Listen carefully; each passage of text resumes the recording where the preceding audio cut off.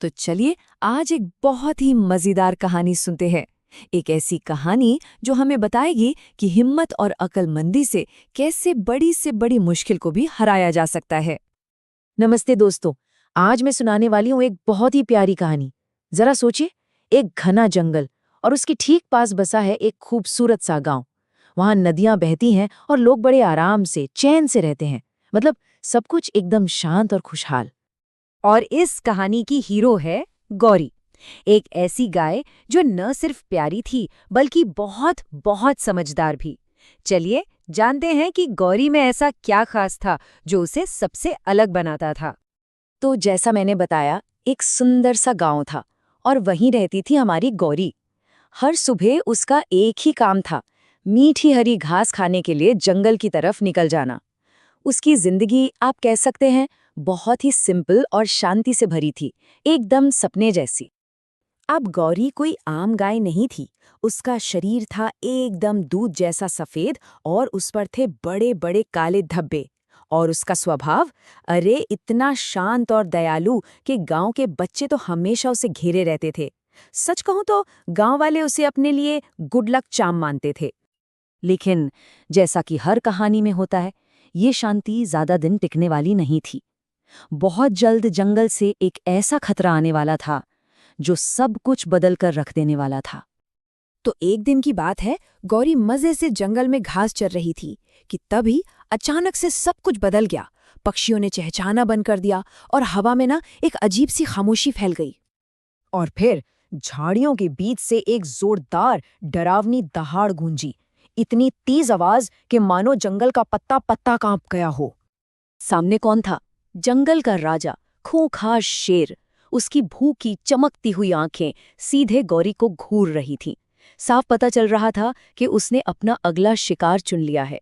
गौरी का दिल तो जोर जोर से धड़कने लगा, पर उसने हिम्मत नहीं हारी। और बस यहीं पर गौरी ने अपनी अक्लमंदी का इस्तेमाल किया। वो डरी हुई थी, पर उसकी आवाज में दम था। उसने कहा, महाराज प्लीज मुझे आज मत खाइए, मैं तो बहुत दुबली पतली हूं। एक काम कीजिए, आप कल आइए, मैं आज रात खूब सारा चारा खाकर आपके लिए मोटी ताजी हो जाऊंगी। शेर ने सोचा, बात तो पते की है, और वो कल आने का बोलकर वहां से चला गया। शेर तो चला गया, पर खतरा टला नहीं था। अब गौरी और गांव वालों को मिलकर कुछ न कुछ तो करना ही था। गौरी तो मानो हवा से बातें करती हुई गांव की तरफ भागी। हाँफते हुए उसने गांव वालों को सब कुछ बता दिया। पहले तो सब लोग एकदम शॉक में आ गए, पर फिर उन्होंने तय किया कि वो डरेंगे नहीं, बल्कि अपनी प्यारी गौरी को बचाने के लिए मिलकर इस मुसीबत का सामना करेंगे। और उनका प्लान, अरे क्या कमाल का प्लान था। उन्होंने सोचा कि वो एक नकली गाय बनाएंगे।